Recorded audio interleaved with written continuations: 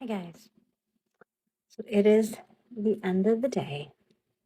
It is like 11:30 at my time. And I had to hop on here because I am really, really blown away by this foundation. I have been, prior to this, been using a cream foundation that is professional, and I loved it. Don't get me wrong, I loved it.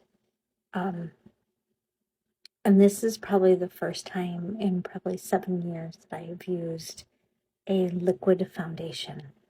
And it gives my skin a airbrushed look. Like, I am absolutely blown away. Absolutely blown away by this foundation. I just, I'm 48 years old.